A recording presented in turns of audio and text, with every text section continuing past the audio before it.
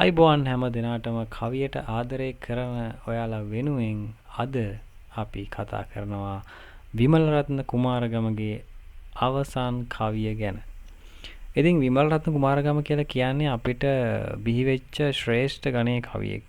ඔහු හඳුන්වනවා කවි පරපුරේ වන්නියට පෙම් බැඳපු කොළඹ යුගයේ දාර්ශනික කවියා විදිහට.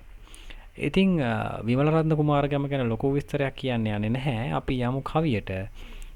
ඔහු ජීවත් වෙන්නේ අවුරුදු 44ක් වගේ ඉතාම කෙටි කාලයක්. ඒ කාලේ ඇතුළත ඔහු රාජකාරී කරපු වන්නි හත්පත්තුව ගැන ලියවිච්ච කවි ඕනතරම් තියෙනවා.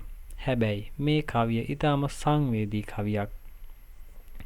ඔහු ඒ අවුරුදු 44ක ජීවිත කාලය අවසන් කරන කිට්ටුව ලියපු මේ කවිය කාගෙත් ඇසට කඳුලක් උනන කවියක් බවට පත් වුණා. හරි. අපි බලමු කවිය මොකක්ද කියලා. මේක කවි පන්තියක් විදිහට තමයි ඔහු රචනා කරන්නේ. කවි පන්තියක් විදිහට රචනා කළත් මෙන්න මේ කවිය ගොඩක් ජනප්‍රිය වුණා. අපි බලමු මොකක්ද කවිය කියලා. මිදුලේ ගහේ පී දෙන රන් තැඹිලි වලු අම්මා අරක්ගත් කුස්සියේ අඟුරු වලු අලියා වැටුණු වැව අසබඩ අඟුණ දලු මේවා නොදක මම හෙමිහිට මැරෙනවලු. ඔහු මේ කවිය ඇතුලේ කියන්නේ ඔහු ජීවිතේ වැඩියෙන්ම ආදරය කරපු දේවල් ටික. ඒ තමයි